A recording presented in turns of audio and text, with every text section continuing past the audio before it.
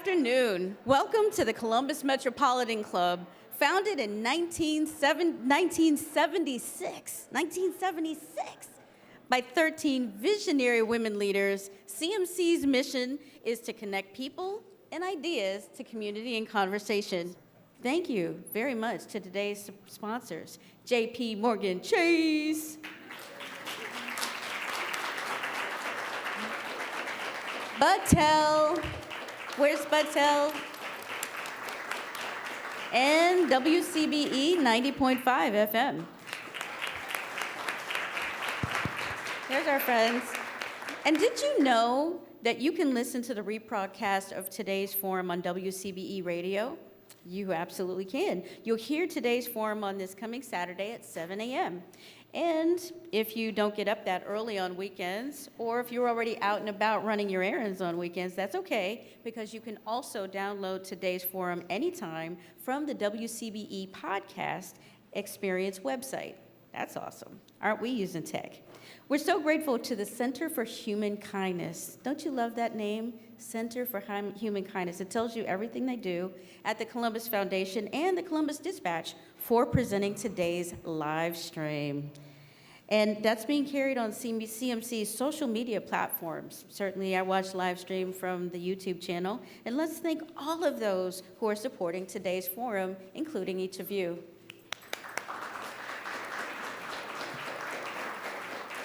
Okay, and now let's get to today's community conversation.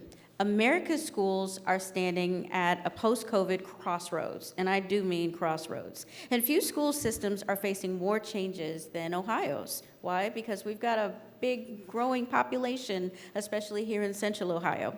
The state's new budget includes a shakeup in school oversight that transferred authority from the State Board of Education to the governor's office, and plus many more changes that they'll talk about. So what does the future hold for Ohio schools? Dun, dun, dun, dun. We're about to find out. To introduce today's expert speakers. Why are they experts? Because they're in there doing that work every single day. Please welcome to the podium Courtney Filato from today's amazing sponsor, J.P. Morgan Chase. Courtney, the podium is all yours.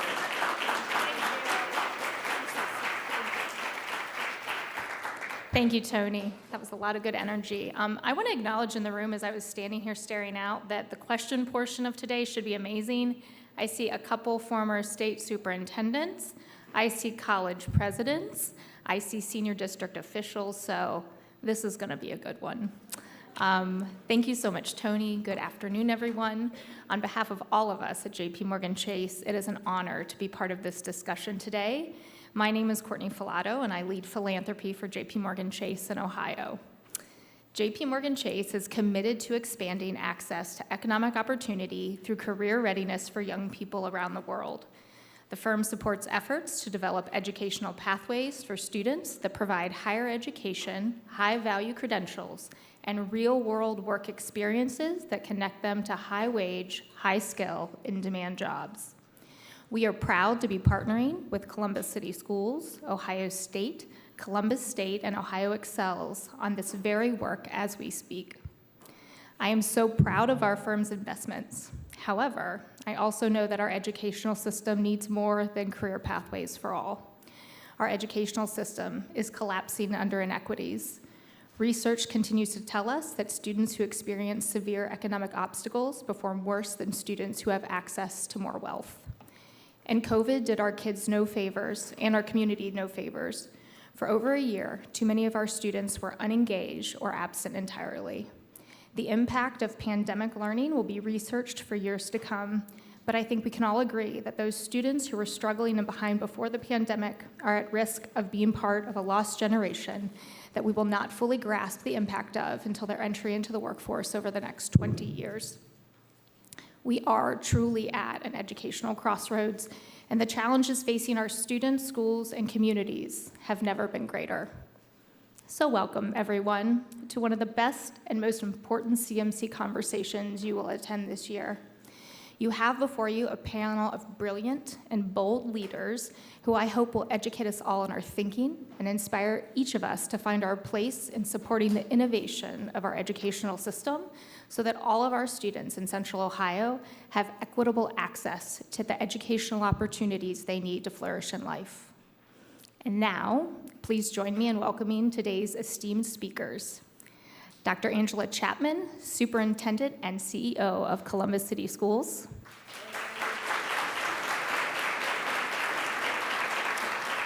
Scott DiMauro, President of the Ohio Education Association. Dr. Susan Tave Zelman, former Ohio Superintendent of Public Instruction and co-author of The Buying and Selling of American Education, Reimagining a System of Schools. And our host, Jackie Walker, Executive Director of SkillsUSA Ohio. You can read more about today's panelists in your forum flyers. Jackie, we look forward to today's conversation. Thank you. Thank you so much. I look forward to today's conversation. So I was informed by our pristine colleagues that there's no rules today. So I know you all are educators and really passionate about these topics. I was an emergency trauma nurse for 14 years. I would ask that you don't employ those skills today. So we're looking forward to the conversation. So we'll dive right in. I did warn our panelists that they were not getting the questions and they were just getting topics. So I'm looking forward to the conversation today. So first things first, we'll just dive into the deep end of this pond. As most of you are with public instruction, or K through 12, with the new bill that just passed restructuring ODE, what does this mean for Ohio? ODE, Ohio Department of Education. If you were selected for the new governor's workforce development cabinet, what would this change for you? And I want you to think big. I'd like to go first. You know, first of all, a governor wanting control over the Department of Education or a superintendent of education is nothing new. It started in the 80s. In my book on school governance and finance, I go through a litany. And these are Democratic governors, these are Republican governors. As some states were very successful in changing the model, and other states lost in litigation. So if you want to know more, read my book. But if I were queen of the world, here would be my vision for the new, what we call DEW, Department of Economic Development and Department of Education and Economic Development, or Workforce Development. Anyway, anybody who knows me knows I'm dyslexic and I can't do letters or numbers. And when I worked for the Corporation of Public Broadcasting, I had to say in my mind, public chocolate peanut butter. Anyway, you know, I think we have an opportunity here to create a new department with a new vision. And in the legislation, what scares me about the legislation is that it talks about two silos within this department. It talks about one for workforce development and one for K-12 education. Well, for the past 5 years, I've been working with a non-for-profit called Jason Learning. And what we are doing is integrating K-12, pre-K-12 STEM education with career development and workforce readiness through a localized curriculum, working with business and industry and local role models and so forth. And I'll talk about that later. But what I want to say about this new opportunity is that I hope we put together guardrails.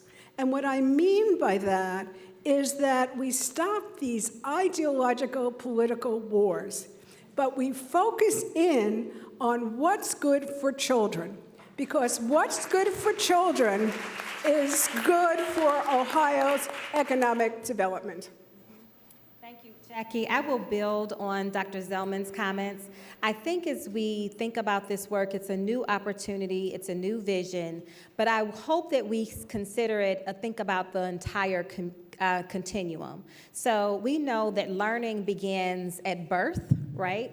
much of the research that we know about the science of the brain and the new research that we know about how the brain develops, that it's too late for us to think about how we build the foundation that our students need to wait till kindergarten. So I think when we think about the new do, I hope that they are thinking about the whole continuum, right? So as school districts across the state, we need to be thinking about what does that foundation look like for early childhood education, transitioning into kindergarten. We need to be thinking about what the K-12 space looks like, but it cannot stop there. We have to partner with our higher ed institutions, so we should be thinking about this work from birth and beyond, like to career. So we're thinking about it with the full spectrum and complement of resources. We have to break down the silos. We have to be thinking about this work in partnership, and we need to make sure that we're creating opportunities for our business leaders to be at the table with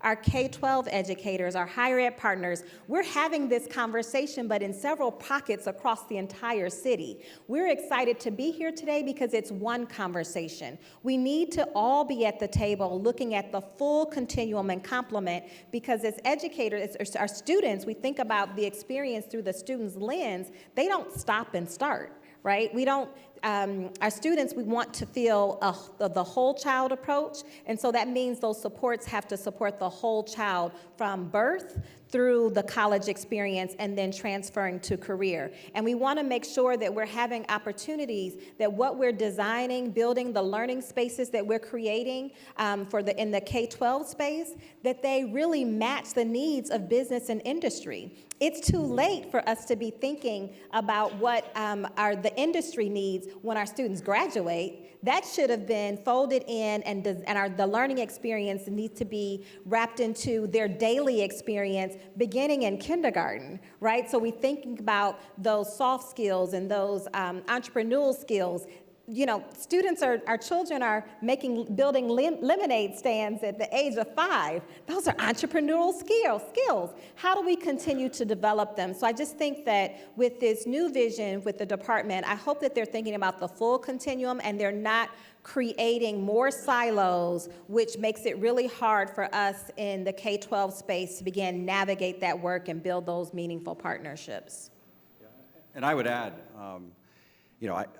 first off, I agree with Dr. Chapman that there is a real need for partnership and collaboration, and it needs to cross in and out of the education space. When we're looking at workforce development, oftentimes as educators, we've all been in, those of you who are educators in the room, have probably experienced a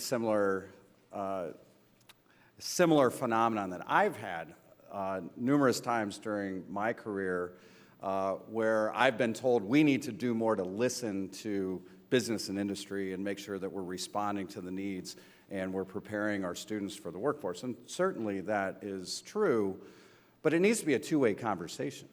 Rarely have I been in a situation where people in business and industry have reached out to us to say, what is it that you need, and what do we need to do to make sure that we have a seamless system?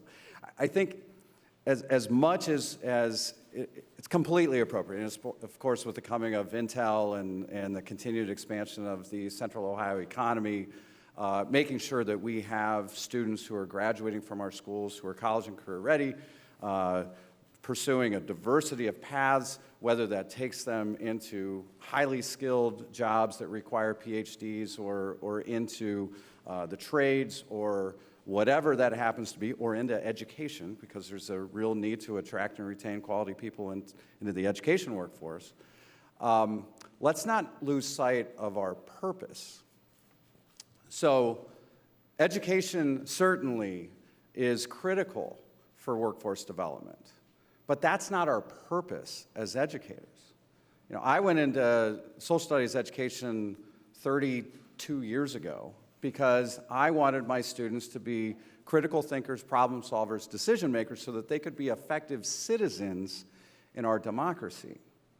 Let's never lose sight of the important role that public education plays in serving as the backbone to our democracy. And part of that is ensuring that we're giving students opportunities for meaningful engagement, to really tap into their skills, their talents, and to be fully prepared, not just for a future world, but also have a positive experience while they're students in schools. And all of that builds to, again, the purpose, which is creating lifelong learners. If we want to have a thriving future as a state, we need to make sure that we're doing everything possible when policy decisions are being made to move us towards that end. And far too often, especially over the last 20 years since No Child Left Behind and the obsession with standardized testing and test label punish and all of this focus on accountability and choice, and I know, Dr. Zelman, you've talked about a lot of this in your book, and we're going to hear more about it. But so many of those policy decisions have moved us away from that. And so perhaps, and again, I agree with Dr. Zelman that this was fundamentally a power issue. It was a question, the restructuring was really about who gets to make the decisions. Does the governor get more power or less power? And what does that look like for the state board? And we have all kinds of concerns about it. But I hope that this, if it is a reset, I hope it's an opportunity for all of us collaboratively to engage in this conversation about where do we really want to go in our future, and how do we engage students and learners to create lifelong learners. Okay. Well, I see we have some overachievers in speakers who want to jump and include everything in said question.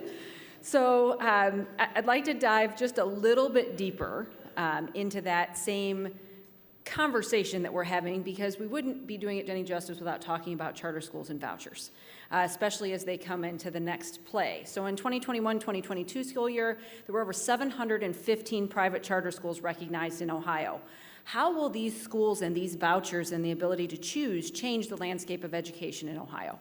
Well, I like to go first because I'm the Zelman of the Zelman case, which really, I think, stimulated two other court cases from the state Supreme Court.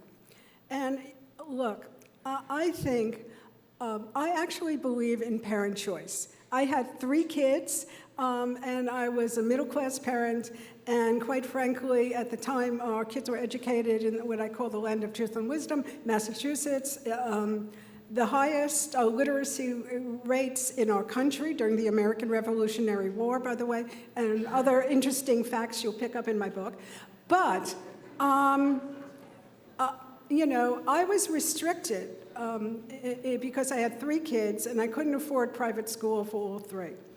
Now, I, again, really believe in choice for several reasons. But first I want to say, if you're going to have a choice program, we can learn a lot from other Western European countries that have 2 things: very strong program standards and accountability.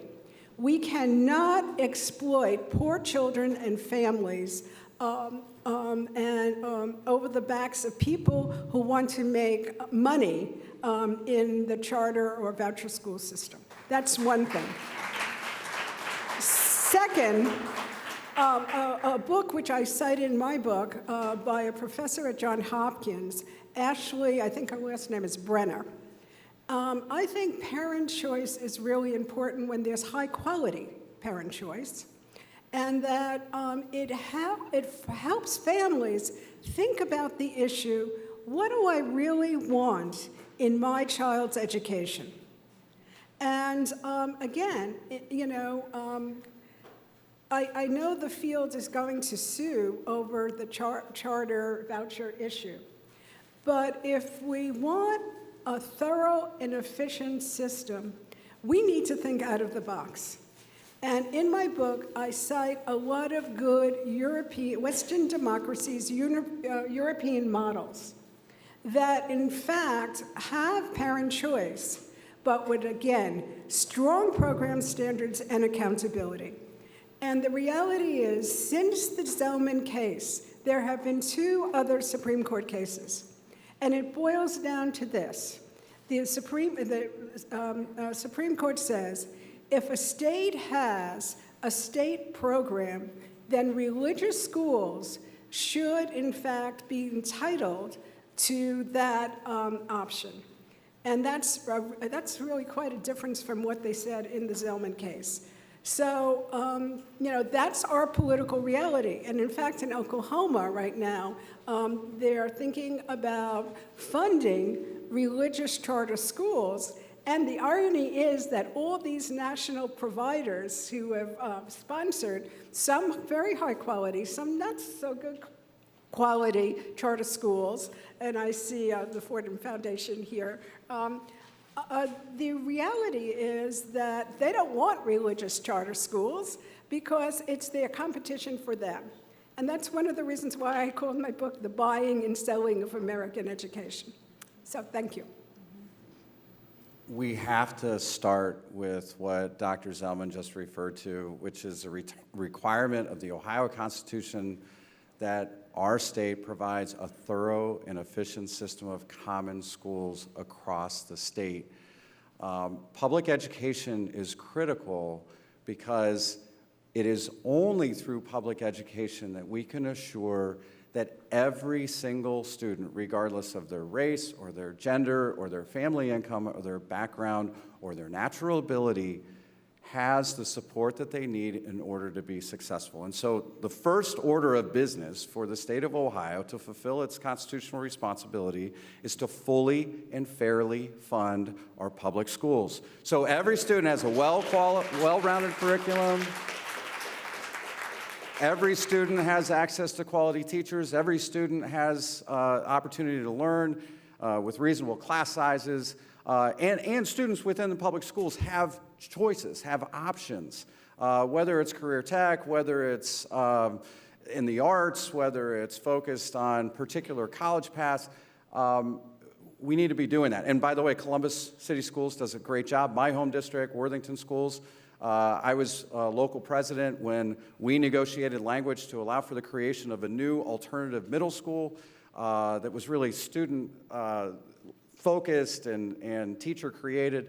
So there are all kinds of opportunities there. I think it's a little bit puzzling to me to look at this parallel expansion of charter schools and private school vouchers, because in many ways, we've seen those privatization agendas kind of come into conflict against each other. Charter school enrollment really kind of grew quickly from the late 90s, for the first 15 years or so of their existence, and then enrollment kind of plateaued.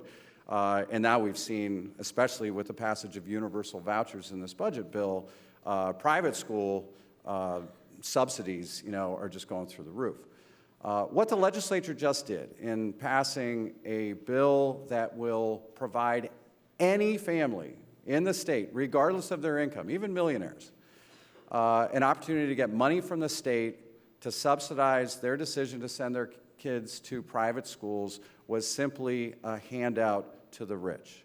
And if you're wondering if that's really true, it was interesting listening to the debate over voucher expansion over the course of the last 6 months. Any pretense that this somehow is providing students with better choices, better quality, wasn't even mentioned in the debate.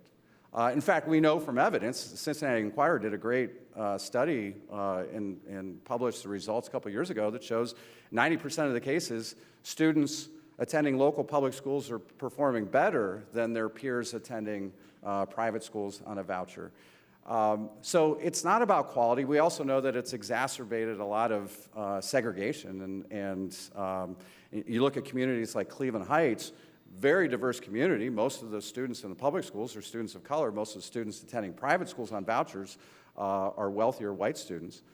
But buried in that language, there had been a longstanding provision since the creation of income-based vouchers in Ohio that said that if you're a family that makes less than 200% of poverty, the private school accepting the voucher was required to accept the voucher as payment in full for tuition. They were not allowed to balance bill for tuition. This legislature just eliminated that language. Now, what does that tell you about what kind of students they're trying to bring into the private schools on voucher programs? Let's focus our attention on making sure that all of our students have the resources that they need to be successful through our public schools. Absolutely. And as the largest school district in the state of Ohio, Columbus City Schools, we want everyone to know that we are certainly striving to be the district of choice for all of our families. I am a proud product of public schools. I have been a public school educator for over 25 years, and I am pleased to say that public education is my choice for my son, who is also a student in Columbus City Schools. We know that providing education to our students, the highest quality education, is a civil right? We want all of our students to be provided with these experiences. And it's not that charters are adversaries, it's just that we are advocating for fair and equal funding. Right? It is our responsibility to educate all of our students. We don't get to choose the students who come to our schools, nor do we want to. We are accepting of all students, regardless of their zip code, regardless of their needs. We take them all, and we love them, we support them, and we grow them. And so we want all of our families to know that despite what's happening at the State House, the work continues. Each and every day, we have a dedicated team of 9,000 employees who are working hard to show up for our students every day. And we're going to continue to fight for the best resources. We are advocating, again, to me, one of the biggest challenges facing public education is how we fund our public schools. You can't ask us to do more with less and then give our resource to another organization, be it charter, private, public, and then say to them that they don't have the same accountability. They don't have they have more flexibility. So you're asking them to do more, and you're taking our resources away from us, right? That's not fair. And so I will be unapologetic for my advocacy for the 45,000 students that we serve. And I know that, we can do this work together. We're not in competition. We are here to serve. We are serving our students. We accept the challenge. We accept the opportunity that comes with it. But at the bare minimum, the foundation of this, fair and equal funding is what our students deserve, it's what our families deserve, and it's what our community deserves. And when we can level the playing field, stronger schools will build stronger communities. It is about looking at the whole picture, right? We want to be the city of choice. We also want to be the district of choice.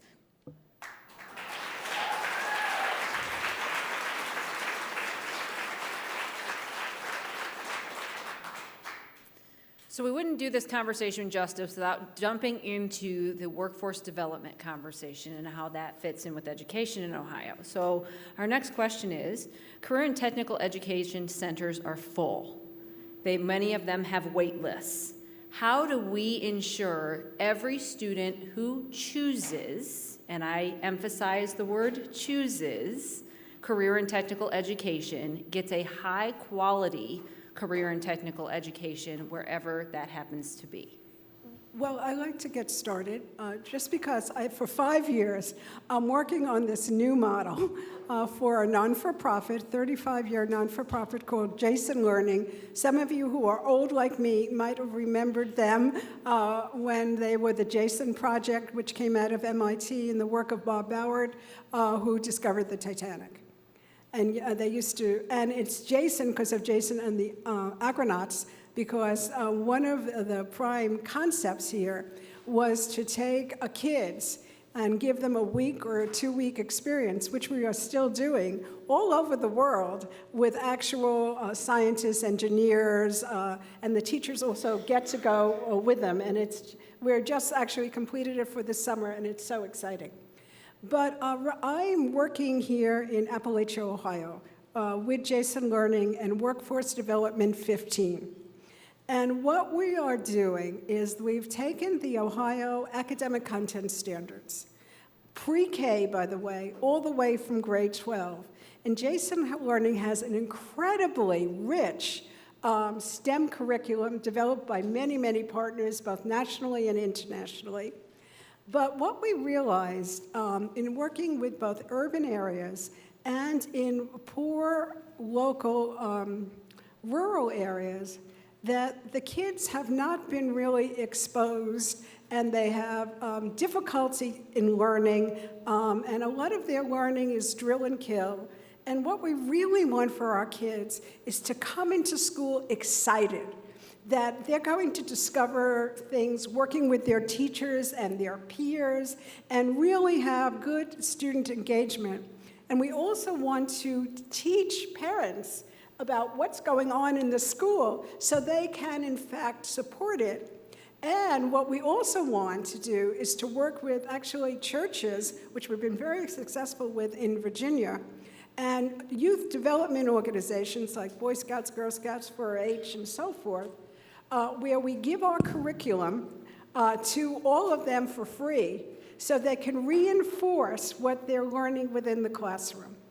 Now, what we do is when we come into a community, we survey the business, industry, and labor, and we want to know what skills do you think your students in your community need to be successful and also to stay in your community, because that's what people want, particularly in Appalachia. And we've been, so that's one part of the model. Once we get that information, we work with our curriculum developers and we look at state standards and our curriculum, and we map it out to everything that's in our curriculum, but we also develop modules which we infuse in middle school curriculum and high school curriculum, which leads to national certifications.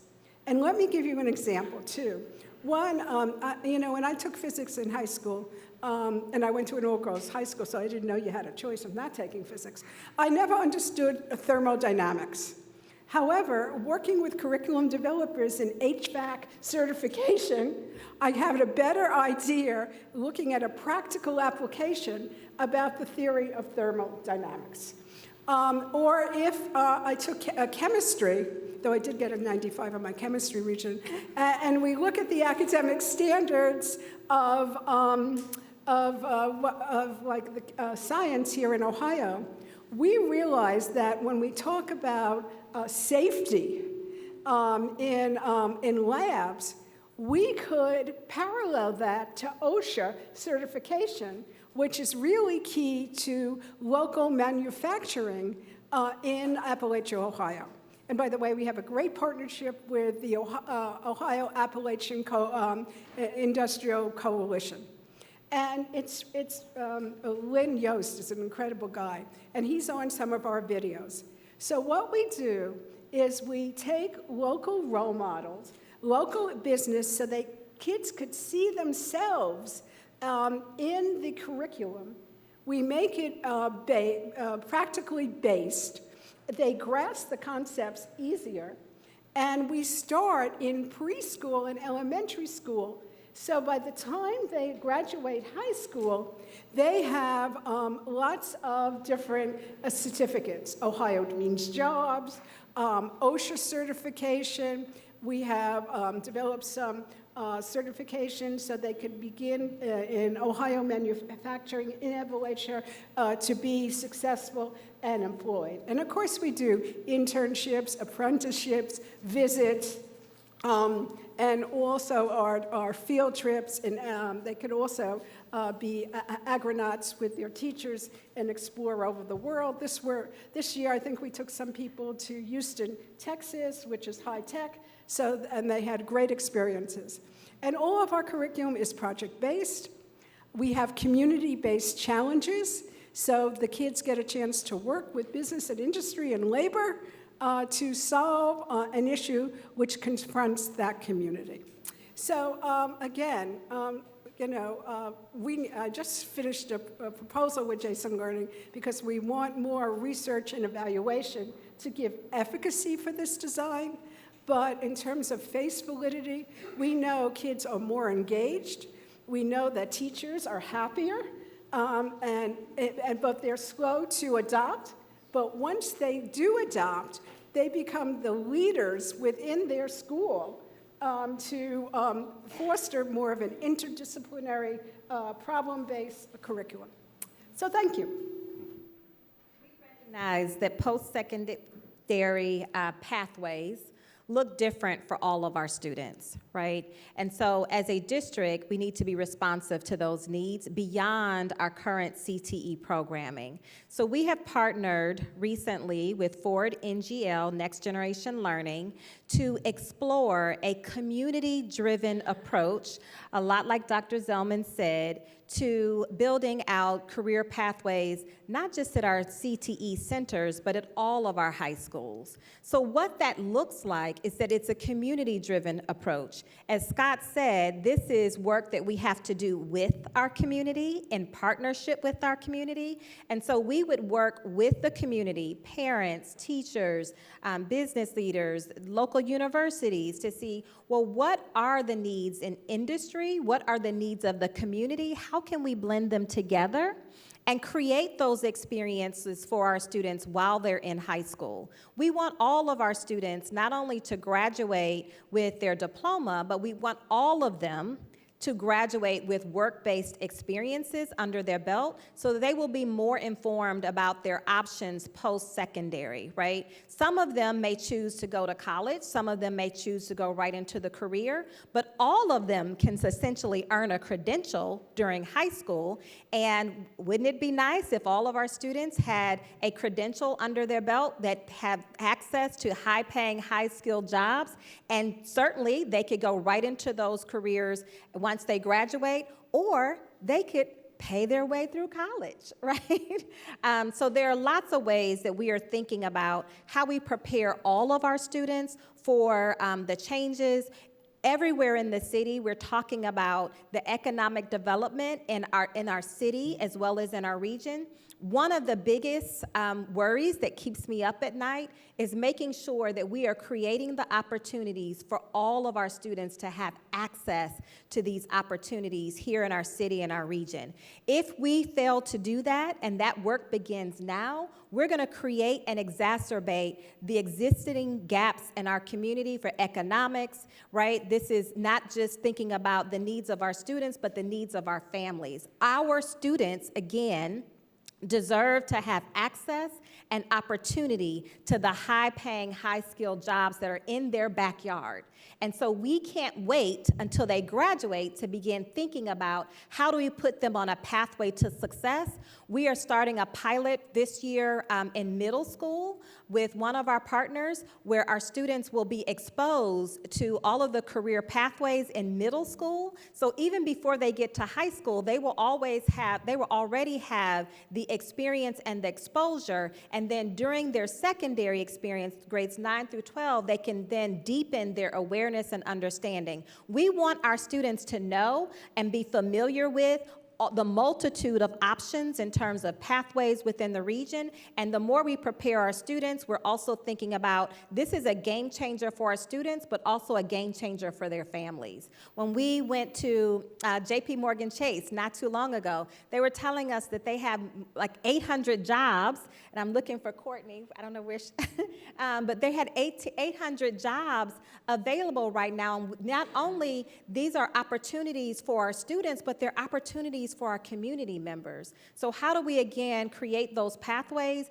But we want to make sure that our community members, our teachers, our staff, our parents, our students, and our families are at the table when we're designing these pathways and for our students so that it will be meaningful and authentically meet the needs of our community. I started my career teaching in a career center, so I understand just the incredible promise that this offers. I know that there have been a couple of barriers, and I'm excited to hear what both Dr. Zelman and Dr. Chapman are talking about in terms of innovation. But one is funding, you know, and I remember also teaching in a comprehensive high school where when budgets got tight, career exploration programs got cut. You know, so we have to make sure that funding is there. But another one is culture. You know, there's a stigma, and it goes back to, you know, as long as probably any of us can remember, you know, that suggests that if you're pursuing, you know, career technical education, then that's, you know, for a certain kind of kid, but other kids should be going to college. I think we need to break that down, but it's it's easier said than done. When I taught at Worthington Kilbourne, you know, our students had incredible opportunities at Delaware Area Career Center, but so few students took advantage of them because they didn't want to leave their friends, you know, and there was like this social stigma attached to that. So the more we can take a varied approach and mix in, you know, not just high quality career centers, but also programs inside our comprehensive high schools, start early with the conversations in middle school, make sure the teachers are actively engaged, and I think really rethink, I think we need to blow up senior year and think about senior year in high school being an opportunity for all students to be out working and engaged in community service and service learning activities. I think there are a lot of things that we can do, but again, funding and culture are the two big barriers that we have to overcome. Talk about a personal story. When I became Deputy Commissioner of Missouri, my girls were in college, but we took our son to high school. And I knew I was in trouble when one of the local papers wrote an essay, published an essay he wrote, which he called it, Missouri, the Good Enough State. I went to school in Massachusetts and I died and went to heaven because I don't have to work, right? And I knew it was bad when he dyed his hair green and was wearing black too. So a colleague of mine from the department who ran the Career and Technical School said, Susan, why don't you let him take a course, and it was like in computers or something, at the Career Technical place. And he thrived. And that and being co-captain of his tennis team really helped him enjoy the high school experience. And when it came time to him to apply for college, he said, I want to go to MIT and be an engineer. Well, of course, when you purposely fail your math courses, even though how high your board scores are, you don't get into MIT, right? So he actually went to Boston University. He had an internship with Intel. He was there for 14 years.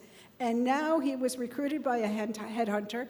He's working for an MIT startup, and he's a chip designer, and he's designing new chips to power AI. So, I mean, but my point also is that given new emerging technologies, which really require kids to have a better background in the sciences, in mathematics, what I learned from working both in West Virginia, Appalachia, and Ohio, Appalachia, and also in Virginia, is that kids try to get into career technical schools or two-year community colleges, and they don't survive this because they don't have the rich, important academic content skills to be successful because the technology is changing and requires a higher level of skill. And I think if we can make that point, Scott, to your good points, and make people realize that career and technical education is for everybody, and everybody needs a good foundation to be successful. So we have gone into a lot, very high level, and gotten a little bit into the weeds. I am going to turn it over at this time for our audience participation and any questions for our panelists. Thank you. I am, whoa, goodness, my apologies. I'm curating questions online, and I have a couple that are actually similar because they're talking about money. Brandon Mullins asks, how can school districts better communicate needs to parents in their communities so that they can better understand the potential cuts or levy asks? And Rachel Oloff asks, what are the specific calls to action for the community members and leaders to finally change the funding inequities in Ohio? I'll respond to that. We certainly welcome and appreciate the support of our community in our advocacy work and our lobbying work. As the largest school district in the state, we have a strategy, and our board certainly is working to lobby on behalf of the district. I would say to anyone who wants to support Columbus City Schools, whether it's in our advocacy work or lobbying for the district, certainly for additional funding, to reach out to us. I'll give you an email, engage@columbus.k12.oh.us, and we will connect you with a member of our team. We create a legislative policy agenda every year where we clearly identify this is where we're going to put a stake in the ground, and this is how we're going to advocate and fight for the needs and the resources to make sure that our students and our staff have what they need to be successful. So we certainly welcome anyone who would like to support us in those efforts. Hello, my name is Alyssa Payne. I'm with TouchView Interactive. Also, Scott, I stand before you as a fellow Red Hawk, so there we go. Not only am I a parent of 2 kids in the Olentangy School District, but I've also made a career as a woman in tech. And it is, perfect segue into this question, that it is no secret that technology is such a robust and necessary tool to propel our Ohio students into the next generation for the workforce. So with that, ESSER funds, a lot of the funding that is coming from the federal level are starting to run a little bit arid. I'm sure, Dr. Zelman, you have seen a lot of that across the country in a lot of different pockets. But what is, can each of you address, please, the plans to provide accessibility not only to our classrooms, but also to our students, not only in urban, dense areas, but also the more rural areas where there is still not even any type of internet access. So what is something that is right now that we can do to help prepare our Ohio students and the classrooms with that next step for technology? Thank you. Great question. Yesterday, I had an opportunity to be at Olentangy Orange High School as they were welcoming all their new staff. And Olentangy has 141 new teachers as at last count, which is more new teachers. They have more new teachers than most districts in the state have total teachers, and fast catching up to Columbus is one of the largest districts in Central Ohio. But no, the technology needs are huge, and the pandemic certainly put a spotlight on the terrible inequities that we have looking at rural communities that were without access, looking at people in urban communities that lacked access. And I do want to give a huge shout out to the Biden administration and Congress that have stepped up to provide billions of dollars in investment in school technology. I think states and districts are still catching up and trying to figure out, how to do that. But there has been a historic investment.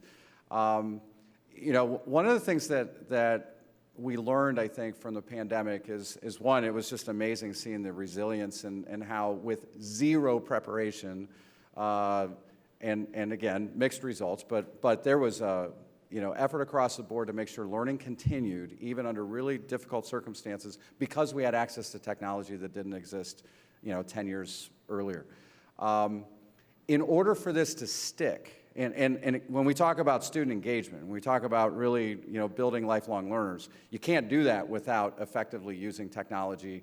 I think there are tremendous developments in blended learning that can be integrated into the classroom and really find better ways to reach every student where they are and take them to where they need to be. But in order for any of that to work, really have to invest in time and training and support and coaching for teachers. So it's not just the software, it's not just the hardware. It's making sure that our educators have the support that they need to use technology effectively with all their students. I agree with you. I mean, having now worked really in the field across the country, one of the things I learned about technology training for teachers is that you have to do different strokes for different folks, and that teachers have different comfort levels because, some teachers were actually thrived when working online. And it surprised many of the superintendents that I interviewed for my book that some of their not so great teachers, as they said, were just stellar in working online education. other teachers who were very good, but not comfortable with that.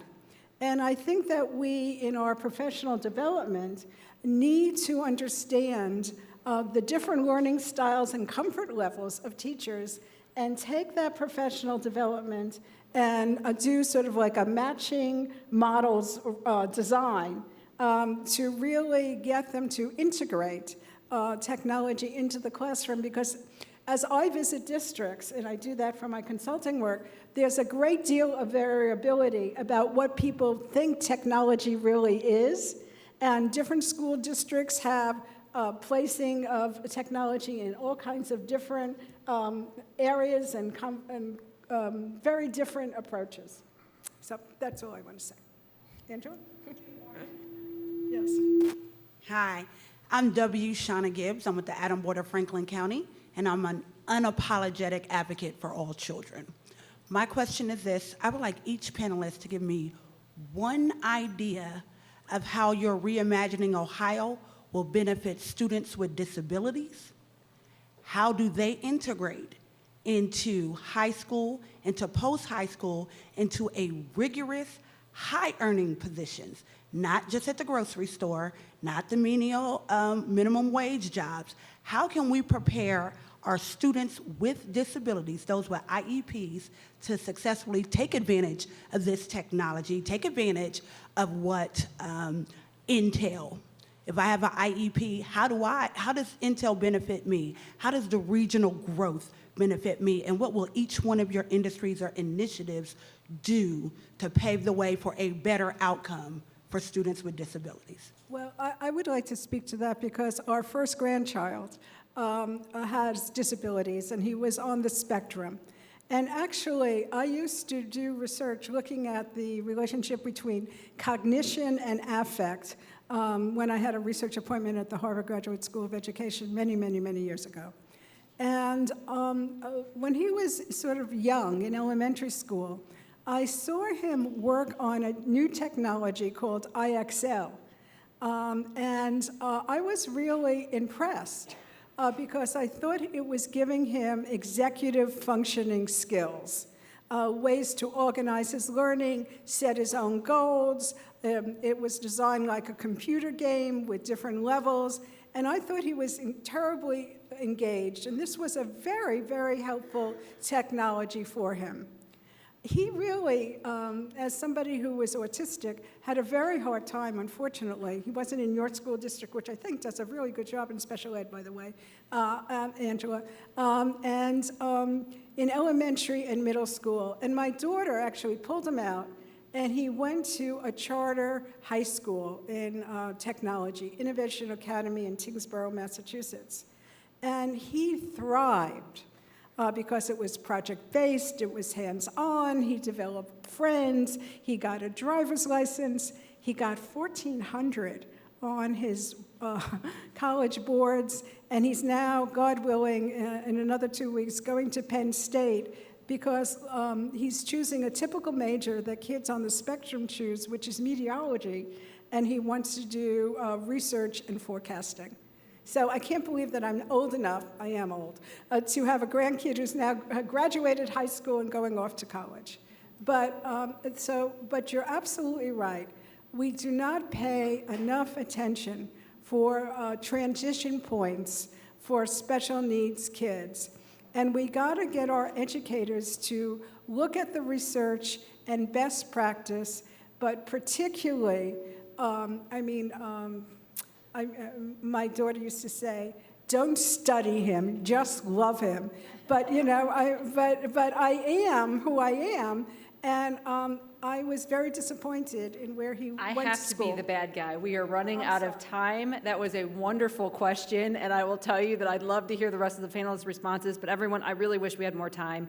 But at this time, I'm getting a signal from Doug multiple times, so we'll turn it back over to our CMC board member, Tony Bell, for concluding remarks. Thank you so much, Jackie. Well, I hope you found today's forum filled with hope. I learned that we certainly need a second session and something. Would you agree? We need an additional session so we can dive even more deeply. And I know our amazing new president and CEO, Sophia Pfiffner, will help us do just that. I also learned or relearned the words continuum, partnership, and collaboration, because this is an opportunity for this new vision, this new opportunity to truly be a game changer for our children and us all. So thank you to today's sponsors, JP Morgan Chase, Battelle, yes, and WCBE 90.5 FM, and to the Grange Insurance Audubon Center for hosting us today. Thank you for our virtual seat patrons and for the Center for Human Kindness at the Columbus Foundation, the Columbus Dispatch, and each of you for supporting not only today's forum, but supporting today's live stream. And a very, very special thank you and appreciation to today's speakers, Dr. Angela Chapman, Dr. Susan Tave Zelman, Scott DiMauro, and our host, Jackie Walker, Executive Director of SkillsUSA. Please make plans to attend next week's forum, More Wetlands, Less Runoff, and Clean Water for All, as we host 3 members of Governor DeWine's cabinet together for the first time at CMC. And for anybody who wants to talk more about this, you can talk to them afterward, I'm sure, because this is about networking. But please also take a moment to answer the short survey that's in your forum flyers, because we could not do this without you and your constant loving feedback. Thank you for joining us, and have a great rest of the afternoon, everyone.